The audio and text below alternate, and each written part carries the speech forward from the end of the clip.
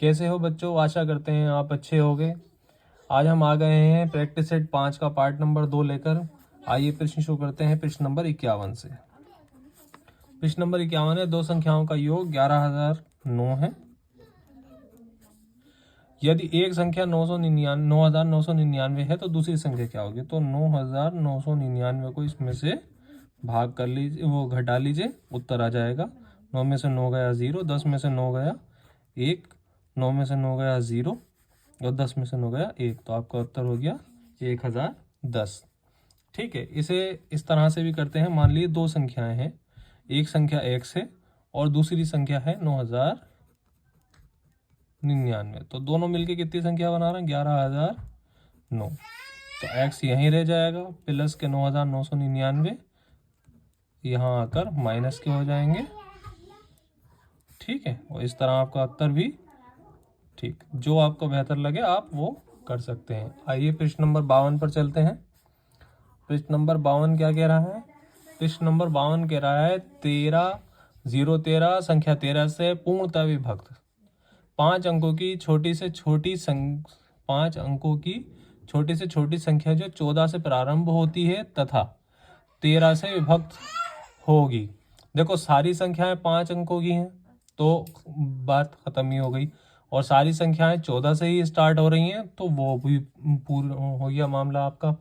तो अब बचता है कि 13 से पूरी विभाजित हो। ठीक है, या तो आप एक एक संख्या करके सारी विभाजित कर लीजिए, या इसे थोड़ा सा छोटा कर सकते हैं। उसका तरीका क्या है कि आप जैसे मान लो कि 1440 पहला ऑप्शन दे रखा है, यदि हम इसकी इकाई में 4 से गुणा कर दें, ठीक है, सॉरी 0 है, कितना आ जाएगा 0, और उसे जो बाद में बचते हैं उसमें जोड़ दें।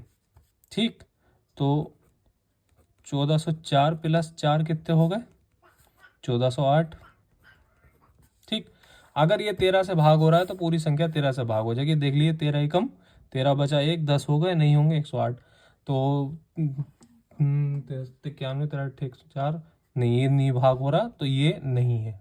ठीक है, दूसरा तरीका क्या होता है? दूसरा तरीका होता है आपका कि आप 9 से किसी इकाई वाली संख्या को गुणा कर सकते हैं। ठीक, उसके बाद जो आएगा उसे इस संख्या में से जो बची है उसमें से घटा दीजिए। अब भी 0 घटेगा तो 1408 ही आना है, तो ये भी भाग नहीं हो रहा। अगली संख्या देख लीजिए, अगली संख्या है 14,001। ठीक, देखो इसकी इकाई का अंक कितना है? इकाई का अंक है 1। मान लो 9 की से 1 की गुणा करी, कितना आ गया? 9। अब बाकी बचे अंकों में से इसे घटा दीजिए। 1400 में से 9 घटाएंगे तो कितने बचेंगे बच्चों? 1391। अब देखो 1391 सीधा सीधा जाता दिख रहा है, 13 एकम 13 0 और 13 सत्ते 91, तो यानी कि 14,001 जो है वो हमारा सही उत्तर है। ठीक है, आप चाहें तो इसे हर संख्या को भाग करके भी देख सकते हैं, ये शॉर्ट ट्रिक है। अब आते हैं 53वें क्वेश्चन पे। 53 क्वेश्चन क्या कह रहा है? 53 नंबर पे कह रहा है कि 5.125 को भिन्न के रूप में बदलने में परिणाम मिलता है। ठीक है, चलिए, तो 5.125, ठीक, जब इसे भिन्न के रूप में बदलेंगे 5,125, क्योंकि 0.3 संख्याओं पहले था तो बटा में आ जाएगा 1,000। ये किसी एक संख्या से भाग हो रहे हैं? हाँ हो रहे हैं। ये हमारे भाग हो जाएंगे 25 से। 25 चौक का 100 और 0 0 बार में भाग जाएगा। 25 दूनी 50, 1 आया, 2 0 हो गया, और 25 पंजे 125, तो ये 205 बार में भाग हो गया। अब भी ये भाग हो रहा है 5 बार में। 5 अट्ठे 40, 5 चौक 20 और 5 एकम 5। ठीक, तो हमारा बचा 41/8 अभी तक, क्योंकि हर छोटा है तो इसे भाग कर लिए। कितने बार में भाग होगा? 8 पंजे 40, एक शेष बचा नीचे 8, तो आपका उत्तर हो गया 5 सही 1/8। ठीक है बच्चों, 5 सही 1/8। आइए अगला प्रश्न ले लेते हैं। अगला प्रश्न है प्रश्न नंबर 54। प्रश्न नंबर 54 में है 10 मीटर 10 किलोमीटर का कितना प्रतिशत है? लीजिए 10 मीटर 10 किलोमीटर का, तो बच्चों 10 किलोमीटर कितना होता है? 1 किलोमीटर 1000 मीटर के बराबर होता है तो 10 गुणा 1000 कर दीजिए। अब इसने पूछा क्या है, प्रतिशत के कितना प्रतिशत है, तो गुणा कर दीजिए 100 से। अब इसे हल कर लीजिए, 2 0 से 2 0 कट गए, 1 0 से 1 0 कट गया, और ये इससे जब भाग करा तो एक संख्या पहले दशमलव आ गया। इसका मतलब है इसका उत्तर हो गया 0.1 या 0.1। ठीक है बच्चों, आइए अगला प्रश्न ले लेते हैं। अगला प्रश्न प्रश्न नंबर 55। वो कह रहा है 2 से अभाज्य संख्याओं का मासा HCF है। ठीक है, 2 से अभाज्य संख्याओं का मासा हमेशा 1 होता है। ठीक है, इसमें कुछ करने जैसा नहीं है, याद रख लेना बस। इसके बाद आता है प्रश्न नंबर 56। प्रश्न नंबर 56 कह रहा है 2 संख्याओं का योगफल 20 है और उनका अंतर 16 है, बड़ी संख्या और छोटी संख्या क्या होगी। देखो, मान लो x प्लस छोटी एक 2 संख्याओं का x प्लस वाई, यानी कि 2 संख्याओं का जोड़ कितना है 20, और 2 संख्याओं का अंतर कितना है, यानी कि x माइनस वाई बराबर कितना है 16। ठीक है, तो प्लस वाई से माइनस वाई तो कट गया, ये कितने होगा 2x।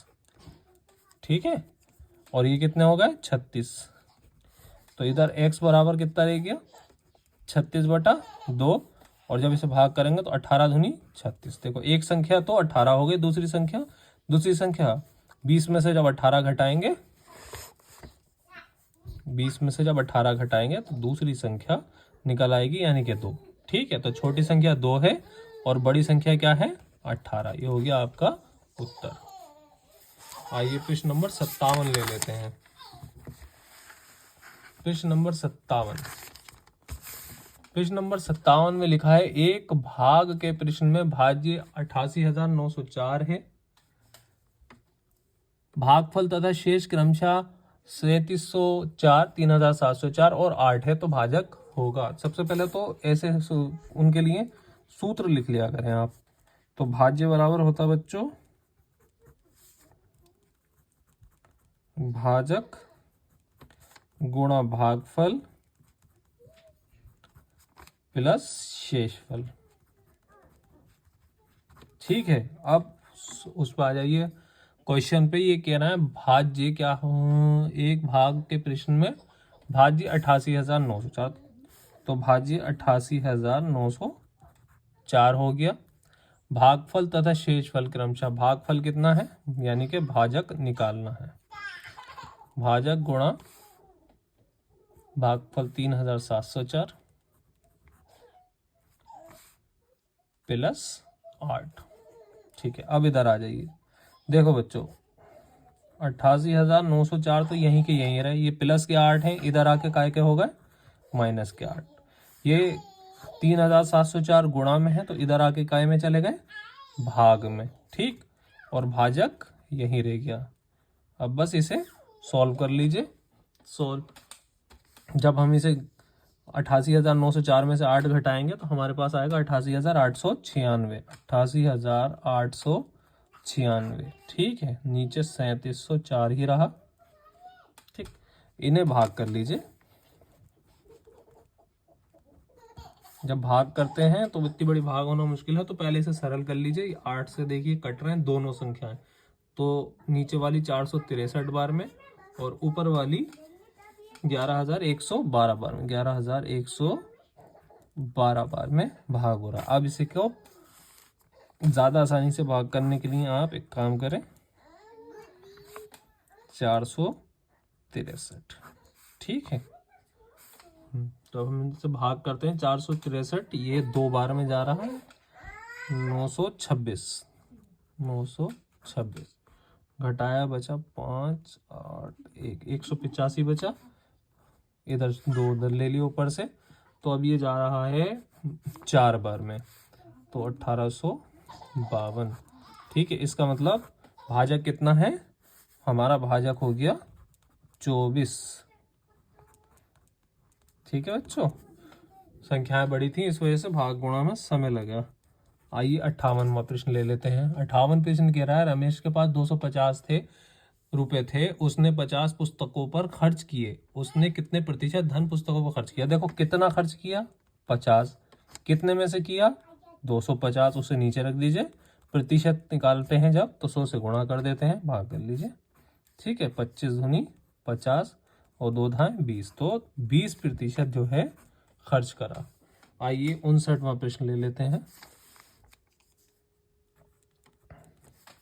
59वां प्रश्न कह रहा 20 मीटर और 300 मीटर लंबाई वाली 2 रेलगाड़ियां समान दिशा में क्रमशः 100 किलोमीटर प्रति घंटा और 120 किलोमीटर प्रति घंटा की चाल से चल रही हैं। पीछे से आने वाली तेज रेलगाड़ी द्वारा दूसरी रेलगाड़ी को पूरी तरह से पार करने में लगा समय बताइए। ठीक है, आइए प्रश्न की तरफ चलते हैं। देखो, ऐसे सवाल जब पार करने वाले हो तो क्या करते हैं कि दोनों जितनी दूरी है उसे गति के अंतर से भाग कर देते हैं। कुल पहली ट्रेन कितने 200 मीटर, दूसरी ट्रेन कितनी 300 मीटर, दोनों की चाल में अंतर कितना 100 और 120 में 20 का। ठीक, लेकिन बस एक फर्क है, उसको ध्यान से देखना आप कि जो वो है ट्रेन की लंबाई वो मीटर में है और जो चाल है वो किलोमीटर में है। तो इसको भी मीटर प्रति सेकंड में बदलने के लिए 5/18 से गुणा करेंगे। ठीक, तो 200 और 300 कितने होगा बच्चों हमारे 500, 20 यहीं रहा, 5 यहीं रहा, 18 जो नीचे था ऊपर गुणा में चला गया। ठीक है बच्चों, 0 से 0 भाग में हो गया, 5 धाएं 50, 2 पंजे 10 और 18 पंजे 90। ठीक, 90 सेकंड। क्या है ये सेकंड। अब उत्तर जो है काय में मांगा है मिनट में। बच्चों तुम्हें पता है 90 सेकंड किसके बराबर होते हैं, देखो 60 सेकंड 1 मिनट के बराबर और उससे ऊपर 30 सेकंड, तो 1 मिनट 30 सेकंड इसका उत्तर हो जाएगा। ठीक है, या इसे 1.5 मिनट भी कह सकते हैं। 1 मिनट 30 सेकंड कितने होंगे 1.5 मिनट।